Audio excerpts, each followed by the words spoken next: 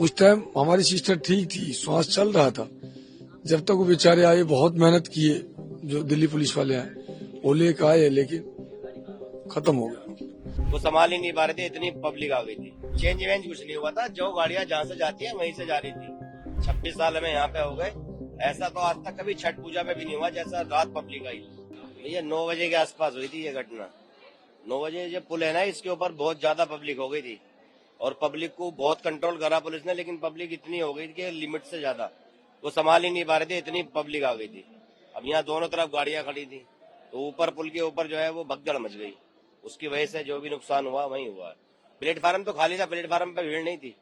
Platform में तो सवारियां गाड़ियों में बैठी हुई थी। जितनी भी भीड़ थी सब पुल के ऊपर थी, और जो भी ड्रामा हुआ सब पुल के ऊपर ही हुआ है। तो क्या प्लेटफॉर्म चेंज करने को लेकर? नहीं, चेंज वेंज कुछ नहीं हुआ था। जो गाड़ियां जहाँ से जाती है वहीं से जा रही थी।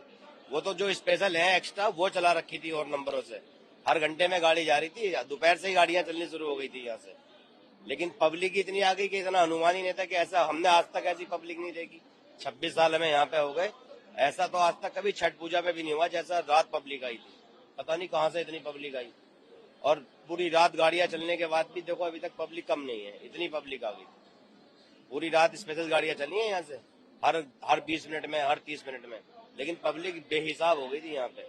सब गाड़ियां भर के गई है यहाँ से, बहुत पब्लिक गई है यहाँ से। पुलिस यहाँ पे मौजूद थी उस वक्त पहले क्राउड को कंट्रोल करने के लिए। बहुत इतनी फोर्स लगा रखी थी, एनडीआरएफ तक लगी हुई थी, लेकिन पब्लिक जब पुल के ऊपर था ना, तो पुल पे तो कंजेस्टेड हो जाता मामला। वहाँ पे नहीं संभाल पाते पुल के ऊपर। अगर ज्यादा वो करेंगे तो वहाँ भगदड़ मच जाएगी फिर। तो इसलिए उसका कंट्रोल धीरे धीरे कर रहे थे वो, लेकिन पब्लिक इतनी हो गई कि वो समझ ही नहीं पाए, ना हम लोग समझ पाए। प्लेटफॉर्म में भीड़ नहीं थी बिल्कुल भी, जो भी भीड़ थी वो पुल के ऊपर ही थी।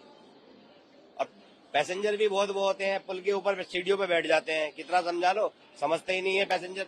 गलती तो पैसेंजर भी करता है ना, सीढ़ियों पे बैठ जाते हैं वो लोग। उसी वजह से और धक्का मुक्की हो गई, उसी चक्कर में वो सब लफड़ा होगा।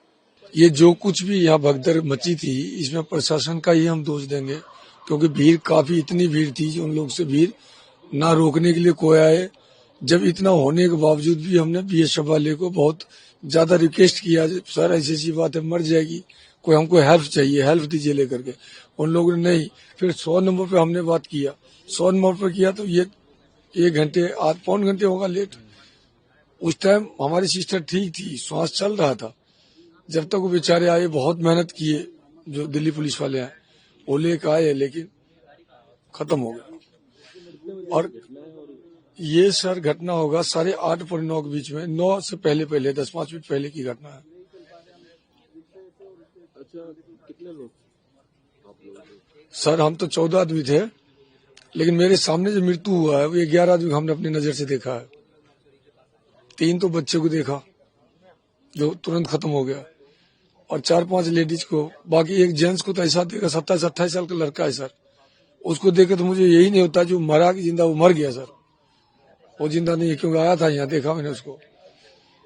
मेरे साथ भी हालत ऐसे ही था, क्योंकि कम से कम मेरे ऊपर 50 आदमी था पीछे। जूता हमने खोल दिया, जूता खोला, सारा चीज खोला, कोट वोट जैकेट वैकेट सब खोल के फेंक दी। तब जाकर किसी तरह करके कोशिश करके, भांजी थी साथ में आगे, वो रो रही थी, मर रही थी, बचाओ बचाओ बचाओ कर रही थी। तो उसी अवधि में जाकर के हमने फिर पूरी ताकत लेकर के जोर किया। जोर करने के बाद जाकर के भांजी को पांव उठा करके उसे फेंका जोर से, वो बच गई। उससे बचते मेरी पत्नी बच गई, वो उसके पीछे थी, उसके पीछे मैं था। तो मुझे भी शायद ईश्वर ने कोई कर्म ही अच्छा था कि मैं भी बच गया। लेकिन चोट इतनी ज्यादा है, अब रात में पता नहीं लग रहा था, अब तो इस टाइम इतना दर्द हो रहा है, बहुत ज्यादा।